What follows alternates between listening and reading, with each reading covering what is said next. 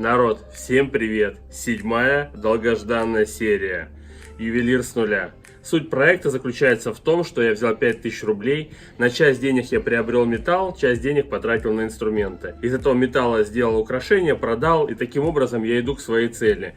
31 декабря 2020 года мне должно быть 1 миллион рублей и хорошо оборудованная мастерская.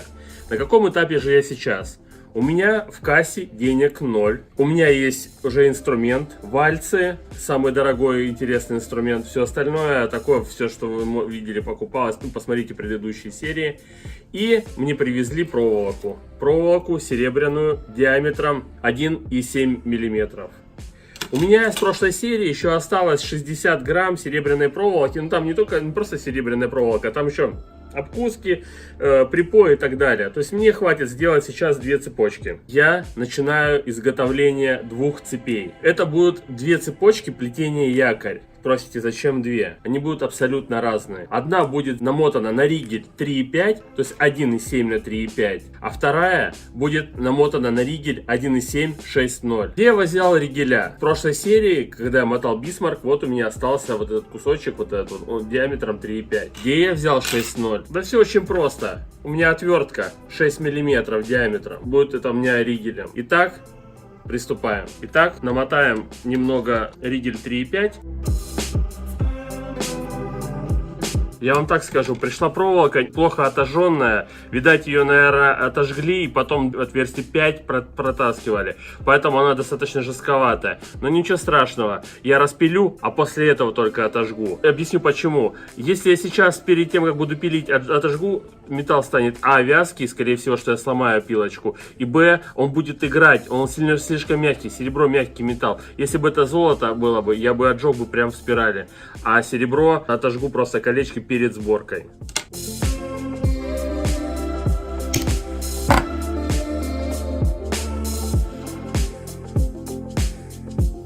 Этого будет достаточно для того, чтобы просто сейчас показать. Я потом в дальнейшем домотаю, конечно, больше, сделаю цепочку длиной 60 сантиметров. А теперь я намотаю на побольше ригель, на нашу замечательную отверточку.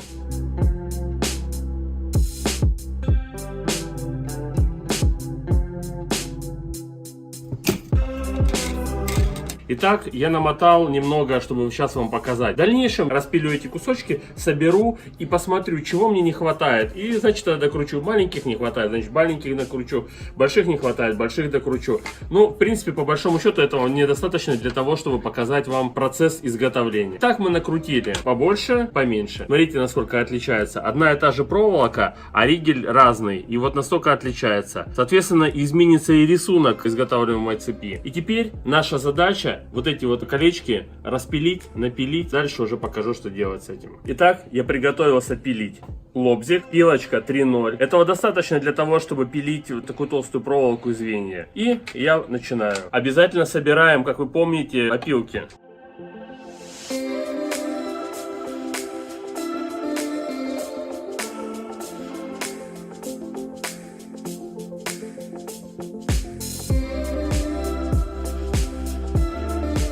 Кстати, это у меня первая пилочка, вот именно которую я поставил изначально, выпиливал птичку, и вот я ей все делаю. Это же круто, видите, как аккуратно я пилю и стараюсь, чтобы меньше расходовать денег, раскидывать на приобретение там расходников и так далее, более экономно. В общем, хотелось бы, чтобы вы так тоже относились к инструменту. Ну, когда вы будете покупать их за свои деньги, я вам точно могу сказать, что вы уже будете думать, а вы тоже продолжаете пилить. Пилите, вот сломалась пилочка, меняйте и дальше идите, вперед, вперед и вперед. Учите, чтобы была у вас четкая линия, чтобы была ровная линия. Следите за натяжкой пилочки, чтобы она была у вас постоянно натянута, как струна, чтобы она не гуляла. А я пока продолжаю пилить. Итак, смотрите, я все распилил. Вот собрал большие кольца на медную проволоку. И сейчас буду отжигать. Сейчас дособираю только маленькие колечки. У меня осталось, как я говорил, проволока. Я потом буду регулировать дальше, чего мне будет больше не хватать. Итак, смотрите. Когда мы отжигаем, мы преследуем две причины. Первая. Когда вы пилили, вы лобзик смазывали либо там маслом каким-то, либо воском, либо парафином. Этот парафин остался на стыке. И когда вы сейчас будете спаивать, если сейчас эту процедуру не сделаете, то этот парафин, он выгорит и будет мешать вам запаять хорошо изделие. Это первое. И второе, чтобы вы четко свели кольца, вам просто необходимо отжечь. Итак, мы начинаем. Мы берем, складываем все это дело в нашу вот штуку, такую полонник с бурой. И начинаем греть. Тем самым растворяется парафин, все, что мы использовали, там, свечка, мыло, там, неважно, что. Получается вот горячий флюс у нас.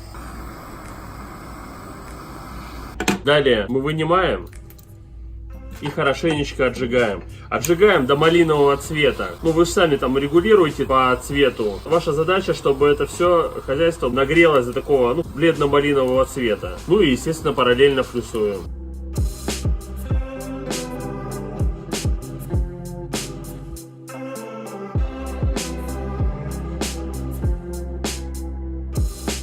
И теперь остужаем в этом же флюсе. И даем подсохнуть, остыть. Мы просто сейчас на данный момент засовываем звенья друг в дружку. Раз, раз. Вот таким вот образом. А далее мы уже берем круглогубцы. Ну, лучше, конечно же, плоскогубцы брать. И начинаем сводить. Чтобы щели не было. Наша задача плотно-плотно свести каждое звено.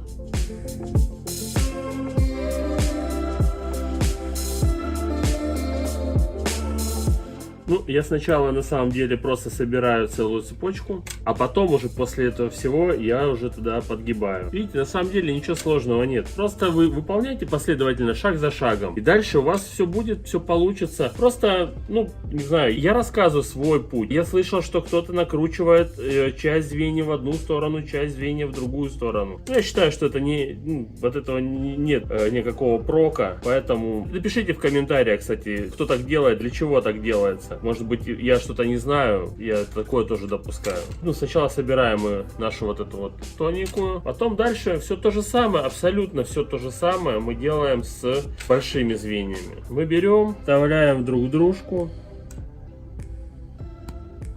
плотно сводим, но здесь уже проще держать и сводить. И получается, это плотный якорь, это получается якорь под известный бренд делаем такой, с вытянутым звеном. Ну что тот будет очень красиво. Итак, я все аккуратно собрал, фуги свел, это вот места, которые мы распилили. И теперь самое интересное, пайка. Пайка должна быть аккуратная. Ладно, которая вот эта большая цепочка, в ней можно немножечко схалтурить, но на маленькой придется очень аккуратно. Я уверен, что вы еще не раз выкусите, поэтому берите звенья всегда с запасом, делайте, ну, с приличным, потому что они вам пригодятся потом, после того, как вы уже пропаяете, цепочку заменить. Итак, я начинаю. Я выставил все фуги вверх, ну, немножко вот такое вот расстояние, несколько звеньев. И теперь начинаю паять.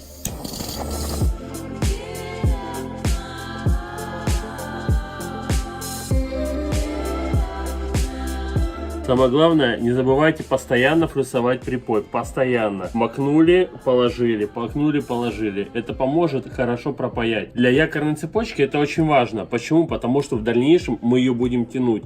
И если вы плохо пропаяли место стыка, то его будет просто разрывать. А это уже брак. Поэтому аккуратно, внимательно, не спешите. Пусть вы лучше долго будете паять, но пропаяйте качественно. Хорошо прогревайте звено.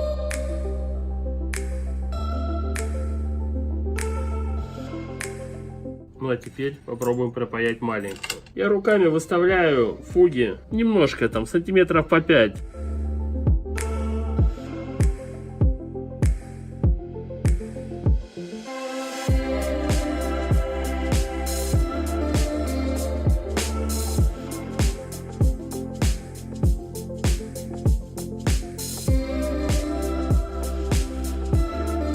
Очень важно качественно пропаять, очень важно. Причем мало того, что качественно, вы еще должны равномерно нанести. Вот проволоки, да, очень сложно, но это просто с опытом у вас придет. Если у вас не получается равномерно наносить, возьмите вот припой, раскатайте или просто даже вот это нарежьте на кусочки и паяйте кусочками, пилечками с титановой или нехромовой проволочки. Тогда у вас точно получится, у вас порционное количество припоя для того, чтобы запаять цепочку. Видите, насколько это сложно? Но в дальнейшем, когда вам стоит запаять какое-нибудь кольцо или печатку, вы скажете, вообще легко.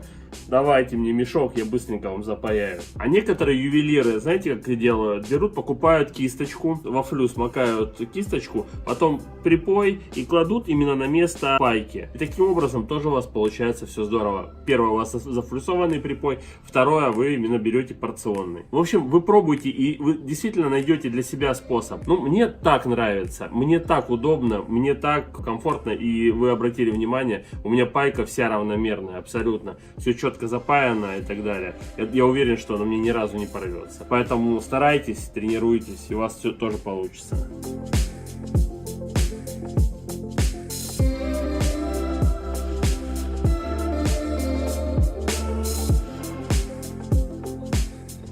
Ну что, народ, я пропаял цепочки. Вот они вот так сейчас выглядят. Это я их не отполировал. Это просто я взял вот так вот и с содой потер. В принципе, по большому счету, они как полированные.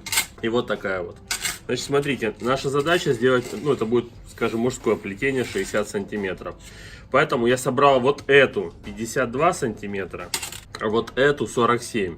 Почему? Потому что здесь вот эти звенья, они больше вытянутся, нежели вот эти. Поэтому здесь будет больше 60 чуть-чуть. То есть, короче, они будут примерно одинаковые.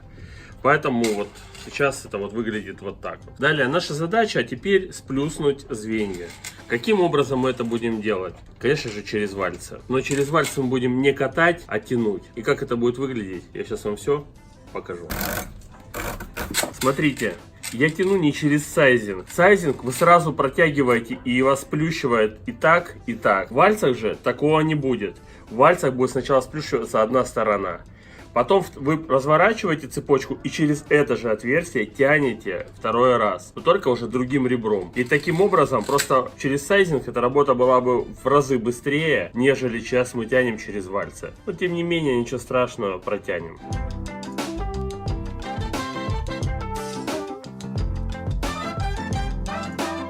Уже начинается овалиться звено, то есть оно теперь немножечко деформируется и становится такое, как нам надо.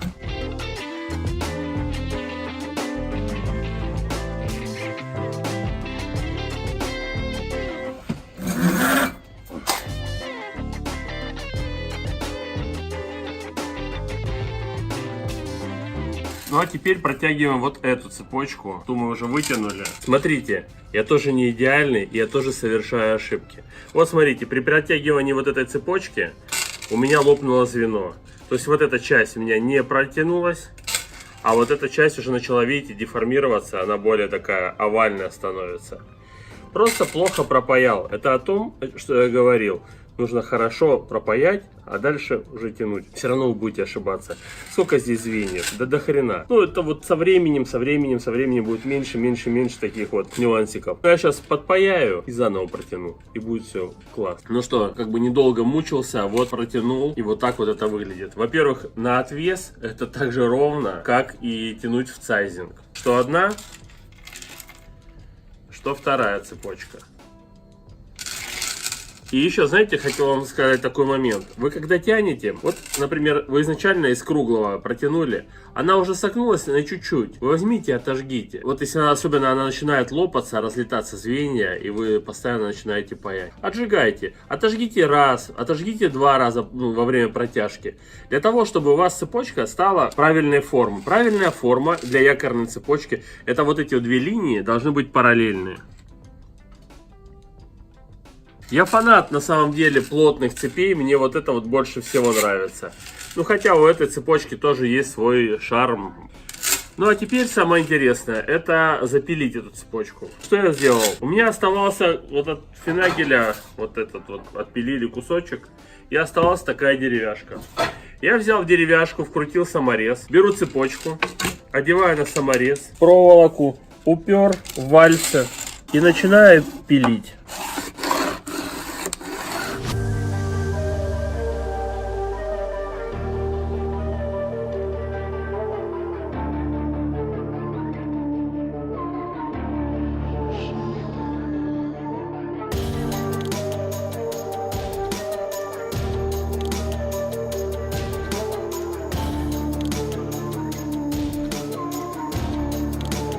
И смотрите, вы запиливаете сначала, ну, грубо говоря, до половины, до середины, может быть чуть-чуть больше. Одну сторону разворачиваете эту же плоскость, запиливаете другую, но при этом смотрите, чтобы они были равномерно запилены. Как это смотрится? У вас запиливается левая и правая сторона. И визуально вы должны видеть, что они у вас равномерно запилены. Что с одной, что с другой стороны. Вы можете перекашивать напильник, и у вас будет получаться, одна будет больше сниматься, другая меньше сниматься. Как это будет выражено? С одной стороны будет шире, с другой стороны будет уже. Вы берете, чуть-чуть выравниваете напильник и подпиливаете другую сторону. Очень важно не перепилить. Лучше прошлись одну сторону, развернули, прошлись другую и потом просто сводить. Ну, я пилю сразу, потому что у меня есть навык. Вам я не рекомендую прям сразу одну сторону запилить, потом другую, третью и так далее. То есть по чуть-чуть подпилили, равномерно перевернули и также чуть-чуть подпилили. И все 4 стороны у вас должны сойтись вот этот острый угол. А далее шлифуете, и у вас получается якорная цепь, как любят говорить, с алмазной гранью. Будет супер. А я пилю дальше.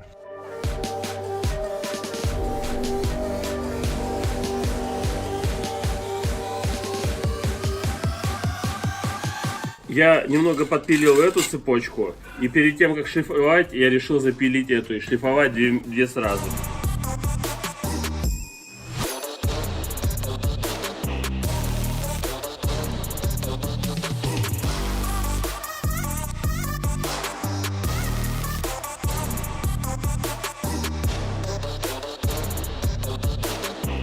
Смотрите, я думал, сейчас выполню всю работу, покажу вам, как замочки припаиваю, и буду полировать, в бутылке трясти. Но хотелось вам показать такой лайфхак, как я шлифую цепи. Вот я этим напильником пилил цепочки. Потом взял наждачную бумагу, которая у меня оставалась, уже там вообще чуть-чуть осталось. И потом беру вот так вот плотно наматываю, и уже этой наждачной бумагой я шлифую цепочку.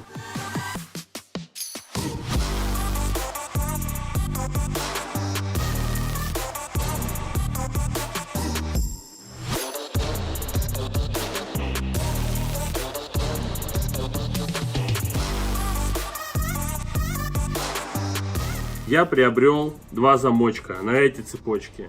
У вас, наверное, конечно же вопрос, где я взял деньги? Я же вначале сказал, что в ноль потратился. А я продал свой браслет. У меня человек из Америки спросил: птичка жива, там браслет на резиночке, который с перламутром. И забрал, и птичка улетела в Америку. Забыл куда, ну неважно, короче говоря. Вот, 1200 рублей дзынь, и минус 400 рублей 2 этих замечательных чудесных замочка. Мы сейчас припаиваем к каждой цепочке замочки. Единственное, что я купил разные замочки. Вот такой вот в виде рыбки я поставлю на цепь с вытянутым звеном. Я уверен, что это будет гораздо красивее смотреться. Но это мое мнение, как художника, ювелира. А вот сюда я поставлю вот этот вот вытянутый замочек. Я уверен, что это тоже будет красиво смотреться. На эти цепи концевики ставить не буду. Почему? Потому что это якорная цепочка, и она и так нормально смотрится. Красиво на якорной цепочке смотрятся концевики, когда она толстенькая. Ну, и по большому счету, я бы, конечно, и на эти бы поставил бы. Но, честно, не очень охотой заморачиваться. И у меня там пыль надо плавить, там, и так далее. Ну, в общем, решил вот так вот. Даже, лень, простите уж меня, пожалуйста, но все равно, уверяю вас, это все очень красиво, и это правильно. Итак, у меня сохранились колечки с лисьего хвоста еще. Вы сохраняйте такие вещи, у вас должно быть в запасе какие-то маленькие проволочки и так далее. Если особенно у вас нет вальцев там, и вы не можете заготовиться. Итак, мы просто берем, продеваем кольцо, надеваем наш замочек и сводим колечко. Вот так вот это будет смотреться. И с другой стороны мы тоже ставим колечко, за которое в дальнейшем будет цепляться замочек. Так делают и на заводах, поэтому здесь нет ничего страшного. Вы можете посмотреть в ювелирных магазинах. На самом деле очень красиво смотрится. Вот так вот будет. То есть примерно вот так вот будет смотреться. Сейчас все запаяю, потом в бутылочке там галтанем. Все будет супер. И теперь ставим на вот эту цепочку замочек. Тоже бракованное звено. Снимаем, одели. Раз. Поджали. Сейчас только длину проверю. Вот это получились вот такие две цепочки. Ваше мнение, какая лучше? Вот с длинным звеном или с коротким звеном? Просто интересно ваше мнение. Причем, как вы поняли же, сделано с одной проволоки 1,7. И вот так вот просто это плотный ригель, а это получается такая рыхлая цепочка. Ваше мнение в комментариях напишите. А я сейчас припаяю замочки, дальше там подшлифую, подправлю все и начну колтовать. Итак, сейчас я припаиваю замочки. Я окунул в буру. Сейчас выставлю колечки, чтобы мне было удобно паять. Возьму припой, возьму нашу горелку и погнали.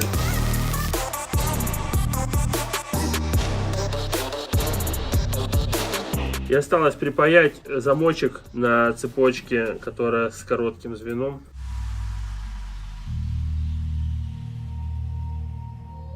Вы же, надеюсь, помните из прошлого видео, я говорил, как припаять правильно замок уже с пружинкой. Кстати, еще можно его разобрать. Разобрать можно скальпелем, поддеть, вот, и он вынимается, сама внутренность. И вы можете спокойно разобрать его, потом подпаять, и тогда уже вы возьмете и спокойно запаяете. Но вот здесь сюда вот вставляете и раскрываете, как бы, и выпадает сердцевинка. Но я этого не делаю, потому что, так сказать, уже есть небольшой опыт. Я же уже 7-ю серию снимаю, поэтому, соответственно, двигаемся дальше. Отбелить, шлифану еще разочек хорошенечко. У меня есть вот такая штучка, чудо-вертлюжок. Соберу металл, посмотрю, что у меня есть. Дальше я все-таки хочу перейти к литьевым цепям. Я надеюсь, что в ближайшее время кто-нибудь откликнется и закажет какую-нибудь литьевую цепь. Мне нужно купить бормашину, чтобы начать спайки звеньев, ну, в общем, то, что запаял, вообще обрабатывать. То есть литьевые цепи вы не можете сделать без обработки, то есть без шлифовки. Поэтому, соответственно, мечтаю и двигаюсь к бормашине. Нашел, стоит в районе 5000 рублей. Ну что ж, прошло еще там 3-4-5 часов. Моя чудо-баночка выручает. Вот получились вот так вот цепочки. Блестят. Мне нравится результат. Но мне кажется, что это так будет прокатывать только серебром. Почему? Потому что серебро, на самом деле, он очень мягкий металл. И друг от друга трется, заполировывается, и получается вот такой хороший эффект. Мне кажется, золотом не будет такого эффекта. Хотя я не пробовал, не знаю. Те, кто попробовали, напишите, пожалуйста, в комментариях, что там получается, не получается, можно ли так полировать золото и будет ли такой эффект. Все равно, мне кажется, золото надо полировать на кругах. Ну да ладно. Итак, у нас получилось вот классический якорь. Я потом поближе покажу. Длина 65 сантиметров, вес 46,34 грамма. У меня же уже есть весы, не забывайте. Второй якорь с вытянутым звеном. Длина 60 сантиметров, вес 34,29 грамм. Это все будет продаваться, цена будет в описании. Все, пожалуйста, звоните, покупайте, поддержите проект. Вот вы видели, как на глазах я это сделал. Мне будет очень приятно. Что хотелось бы сказать. К концу этой серии позвонил парень и заказал цепочку краб. Бабам! И скинул предоплату, ну точнее как он оплатил, 14 тысяч рублей. А в следующей серии мы будем делать две цепочки. Плетение краб и плетение вити. Я уверен, что это будет очень круто. Здесь лежит замочек, мы будем собирать. Чтобы это все сделать круто, максимально как я люблю, красиво и так далее, я заказал бормашину. И все это будет на эти деньги, которые у меня сейчас есть. Спасибо человеку, который заказал еще раз краб. Итак, давайте подведем небольшой итог. В продаже браслета у меня осталось 800 рублей за вычетом замков. И предоплата 14 тысяч. Итого у нас 14 800. Пойдет на покупку бормашины, на отливку, и дальше там все вам покажу. Я уверен, дальше будет больше. Мы идем к своей ювелирной мастерской, в которой мы будем получать ИП, становиться на учет, пробирную инспекцию, ставить пробы. Все как вы хотите, господа ювелиры. Все то, что вы пишете в своих комментариях. А вам хотелось бы пожелать: будьте чуточку добрее, будьте чуточку, не знаю, терпимее, я не знаю, просто относитесь по-человечески к коллегам. Если вы что-то хотите сказать, что я в чем-то не прав, помимо такой своей гнилой критики, предложите вариант, да, то есть альтернативу. Заведите свой канал, покажите, как вы делаете, как правильно делать, научите меня. Я всегда открыт к обучению. Я больше 20 лет в ювелирке, и каждый раз я учусь. И неважно, от молодого парня, который что-то умеет делать, или от взрослого, уже пожилого ювелира. А вам хочу сказать, господа ювелиры, займитесь делом.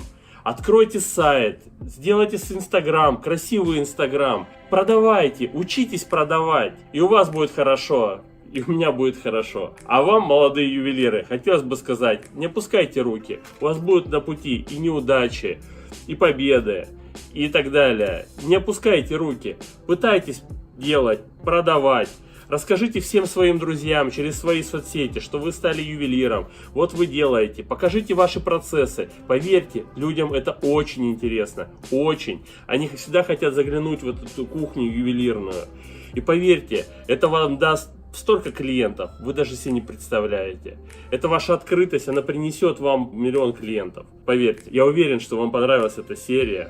Дальше будет круче. С вами Маргун Ювелир. Подпишитесь на этот канал, поставьте колокольчик, лайк, обязательно комментарии. Много комментариев пишите. Давайте это видео, да, этот проект в тренды Ютуба загоним. Я уверен, что этого контента нам не хватает. Да, здесь есть и мастер-класс, и мотивация, и продажи. Я вам рассказываю, где, как продавать. Ваше дело, просто почитайте, куча всякой литературы, где, как продавать. В общем, ладно, не будем заморачиваться. С вами Маргун Ювелир. Пока.